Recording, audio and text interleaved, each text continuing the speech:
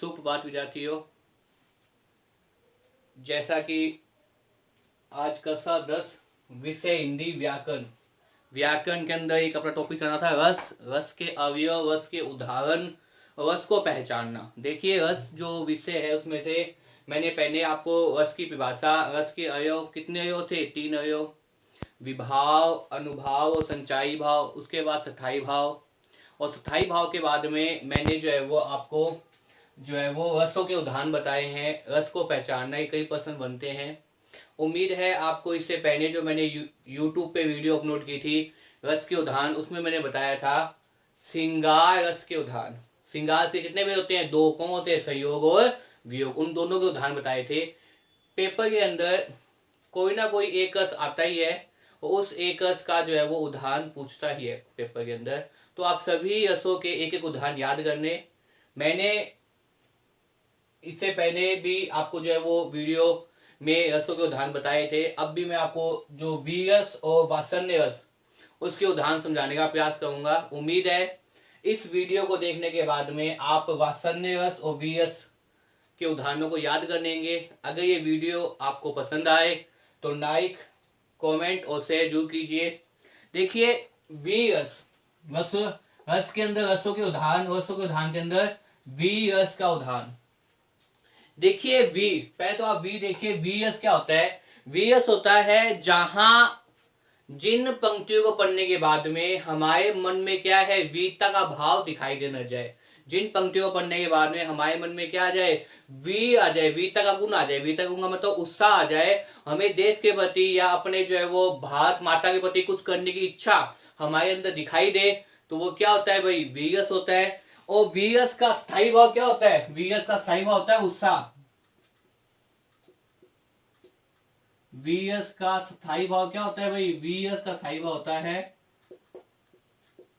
उत्साह। वीरस का स्थायी भाव क्या होता है? उत्साह, जोश। वीरस का स्थायी भाव क्या है? उत्साह और जोश जो है वो है वीरस का स्थायी भाव। मतलब इन पंक्तियों को पढ़ने के बाद में आप जो है वो आप लोगों के अंदर एक जोश का भाव, आप लोगों के अंदर एक प्रकार से एक वीरता का भाव दिखाई दे देगा, जोश आ जाएगा कविता पढ़ने के बाद। इन पंक्तियों को पढ़ने के बाद आपके मन में क्या हंचन होगी? हंचन क्या होगी? अपने देश के प्रति कुछ करने का भाव आपके अंदर जागरूक होगा। तो वहां कौन सा हो जाएगा? वीरस हो जाएगा। अब देखिए उदाहरण, इस उदाहरण को समझने का प्रयास कीजिए। वी का मतलब क्या है? सैनिकों के लिए कह रहे हैं जो अपने मातृभूमि के लिए, अपनी मातृभूमि की रक्षा करने के लिए भारत देश की सीमाओं पे तैनात है, रात दिन पहरा देते हैं, जिससे क्या है भारत देश की सीमाएं सुरक्षित रह पाए, भारत के लोग सुरक्षित रह पाए, उनको कोई खतरा ना हो। तो इसने क्या कहे? वीर तुम बढ़े चलो। तुम बढ़े चलो का मतलब तुम आगे बढ़े चलो। हे वीर तुम कभी घबराओ मत, हे वीर तुम कभी झुको मत, हे वीर कभी तुम भय का भाव मत हो, तुम आगे बढ़े चलो, तुम बढ़े चलो। धी तुम बढ़े चलो। धी का मतलब क्या है? तुम ध्यान पूर्वक, सतर्कता पूर्वक क्या है? आगे बढ़ते चलो। और अपने जो है वो अपने कर्म क्या है? सैनिकों का युद्ध करना। उस युद्ध करने के अंदर बता रहा है कि हे वीर तुम बढ़े चलो, धी तुम बढ़े चलो। धी बढ़ने का मतलब क्या है? तुम आगे बढ़ते चलो। सामने पहाड़ हो कि सिंह की दहाड़ हो। अगर सामने पहाड़ भी आ जाए, पहाड़ का मतलब क्या है? अगर सामने बहुत ज्यादा क्या है? सैनिक आ जाए, अगर बहुत ज्यादा जो है वो सेना आ जाए आपके सामने, तो भी क्या है? आप घबराओ मत, आप क्या भयभीत मत हो, आप निडरता पूर्वक, आप वीरता पूर्वक क्या करो? सामने पहाड़ हो कि सिंह की दहाड़ हो, तो तुम सिंह की तरह दहाड़ लगाओ। जैसे जंगल में क्या है? एक सिंह एक से दहाड़ता है और दहाड़ने की आवाज से पूरे जानवर क्या है? कंपायमान हो जाते हैं, कंपकपी आ जाती है जानवर के अंदर कि आज क्या है? शेर जो है जंगल में दहाड़ आए। वैसे ही तुम क्या करो? युद्ध भूमि में जाकर, वैसे ही तुम क्या करो? युद्ध के समय, वैसे ही तुम क्या करो? उस समय दहाड़ लगाओ। वैसी दहाड़ लगाओ कि तुम्हारी दहाड़ को सुनकर दुश्मन जो है, जो सामने दुश्मन है, वो क्या हो जाए? पहने उसका कलेजा क्या हो जाए? भयभीत हो जाए, वो भय जाए। इसलिए सामने पहाड़ हो कि सिंह की दहाड़ हो, तुम क्या कहोगे? सामने पहाड़ भी है तो भी क्या है? तुम सिंह की तरह दहाड़ोगे।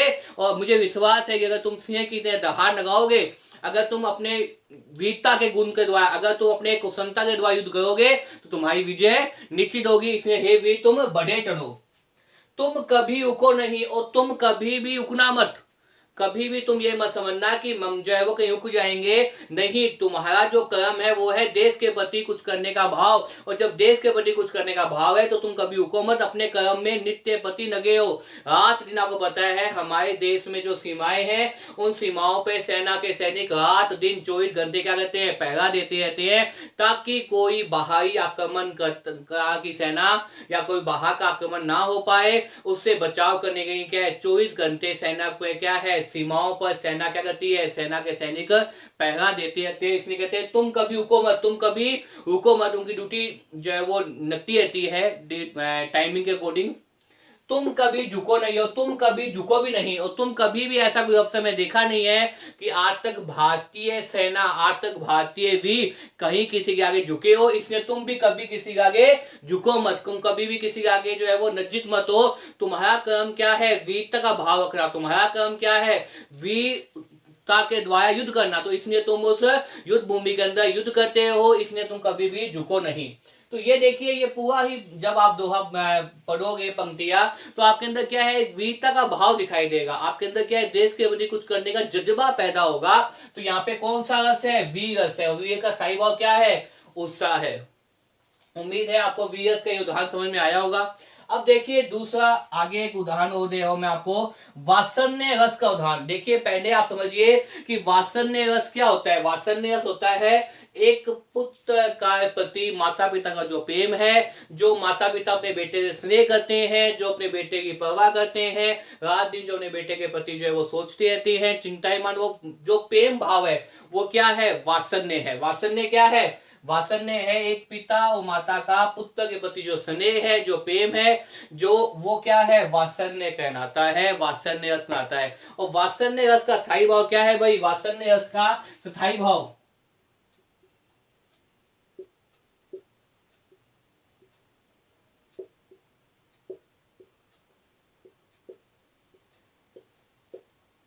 वात्सल्य का स्थायी भाव क्या है भाई, वत्सन है। वत्सन का मतलब क्या है, माता पिता के प्रति स्नेह। तो वात्सल्य रस है, वात्सल्य रस का स्थायी भाव क्या है भाई, वत्सन है स्थायी भाव किसका, वात्सल्य रस का। अब देखिए ये जो उदाहरण है उसमें हई, हई का मतलब यहाँ पे क्या है, किशन, किससे संबंधित है। आपको पता है द्वापर युग के अंदर किशन ने क्या लिया था भाई, मथुरा के अंदर जन्म लिया था, लेकिन जन्म के बाद किशन को कहां छोड़ाते हैं, गोकुल में छोड़ाते हैं। और गोकुल में छोड़ने के बाद में गोकुल के अंदर सभी गोपिकाएं, और कृष्ण की माता कौन है, यशोदा। यशोदा क्या है, कृष्ण की माता। वो जो करते हैं, वो क्या करते हैं, माता कृष्ण की माता है, और वो कृष्ण से बहुत अधिक क्या करते हैं, स्नेह करते हैं, बहुत अधिक प्रेम करते हैं। उसी के संबंधित ये दोहा है वात्सल्य रस का। मैंने बताया था माता का, माता यहाँ पे कौन है, यशोदा का।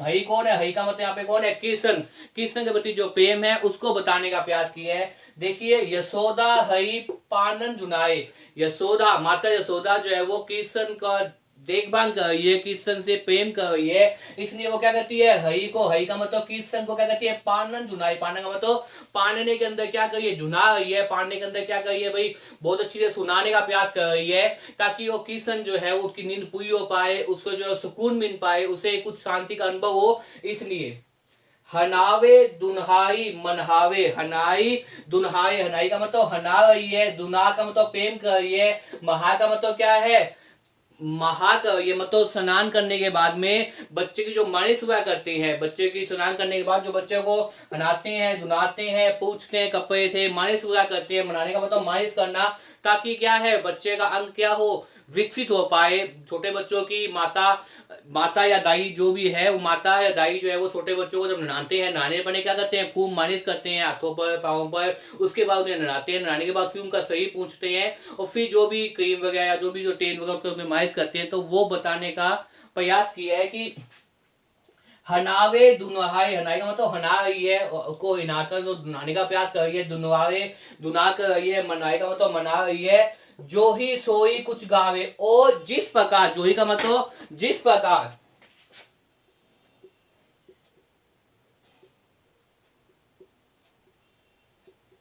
जिस प्रकार से भी, सोई का मतलब यहाँ पे क्या है, सोना, गाय का मतलब क्या है, गाना, जिस प्रकार से भी वो सो जाए, जिस प्रकार से ही कृष्ण जी जो है वो कृष्ण जी को नींद आ जाए, कृष्ण जी नींद में आ जाए, वैसे ही जो है वो कुछ गावे। और वो क्या कर रही है, कुछ गाना भी गा रही है। गाना हमारे मतलब यहाँ पे क्या है, नोई गा रही है, ताकि कृष्ण को क्या है, निश्चित नींद आ पाए। तो इस दोहे में आपने देखा कि एक माता, माता कौन है यहाँ पे, यशोदा माता कृष्ण के प्रति क्या कर रही है, अपना प्रेम प्रदर्शित कर रही है कि जो सोई कुछ गावे, किसी भी प्रकार से, जिस भी प्रकार से उसको नींद आ जाए, सोना या नींद आ जाए, उसी प्रकार से जो है वो क्या कर रही है, माता यशोदा गा रही है। गाने का मतलब यहाँ पे क्या है, गाने का मतलब यहाँ पे क्या है, वो कुछ ना कुछ जो है वो अपने नोई गा रही है, कुछ ना कुछ ऐसे गान गा रही है, जिससे क्या है कि कृष्ण जी को नींद आ जाए। और कृष्ण जी नींद आ जाएगी, बच्चे को अगर नींद आए तो बच्चा क्या करता है, सुकून का अनुभव करता है, बच्चा जो है वो तनाव रहित हो जाता है। इसीलिए यहाँ पे माता यशोदा क्या कर रही है, कृष्ण के प्रति अपना भाव व्यतीत कर रही है। और जब कृष्ण के प्रति स्नेह को बता रही है, कृष्ण के प्रति अपने प्रेम को बता रही है, तो कौन सा है, वात्सल्य रस, जिसका स्थायी भाव क्या है, वत्सन है। तो देखिए, यशोदा हई पांडन जुनावे, माता यशोदा क्या कर रही है, कृष्ण को पांडे में जुना रही है। जुना ये पांडे के अंदर पांडना का मतलब होता है जो जूना वगैरह होता है, वो जूने के अंदर क्या है, जुना रही है, ताकि कृष्ण को नींद आ पाए। और हनावे दुनावे मनहावे, उसकी जो है वो उसको ननाने का प्रयास कर रहे हैं, उसकी मालिश कर रहे हैं, उसको दुना रहे हैं। जो सोई कुछ गावे, और जिस प्रकार से हो सके, जिस प्रकार से भी वो सो पाए, जिस प्रकार से भी उसे चैन की नींद आ पाए, उस प्रकार, उसी प्रकार से माता यशोदा क्या कर रही है, कुछ गा रही है, कुछ गाने का प्रयास कर रही है। तो इस प्रकार से इस दोहे के अंदर कौन सा रस होगा भाई, इस दोहे के अंदर रस होगा वात्सल्य रस, और उसका स्थायी भाव क्या है, वत्सन है।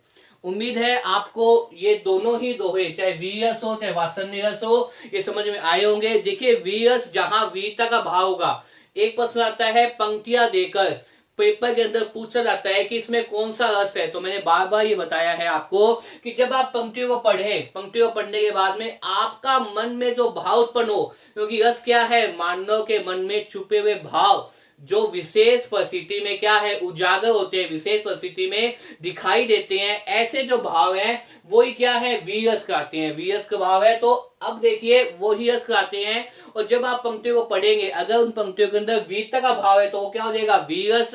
अगर पुत्र के प्रति माता पिता का स्नेह है तो कौन सा हो जाएगा, वात्सल्य रस। अगर भक्ति की बात है तो कौन सा हो जाएगा, भक्ति रस। अगर श्रृंगार की बात है, प्रेम की बात है, नायक नायिका आपस में मिल रहे हैं या बिछो हैं, तो कौन सा हो जाएगा, श्रृंगार रस। अगर मानो आपको हंसी आ जाती है मुखमंडल पे, कौन सा हो जाएगा, हास्य रस। तो इस प्रकार से इन पंक्तियों को पढ़ना है और आपने रस को पहचानना है। उम्मीद है आपको इस वीडियो के माध्यम से वीरस और वात्सल्य रस के उदाहरण समझ में आए होंगे। और मैं ये आशा करता हूं कि आप इन उदाहरणों को अच्छी तरह याद करेंगे, क्योंकि पेपर के अंदर सीधा प्रश्न में से आता है। धन्यवाद।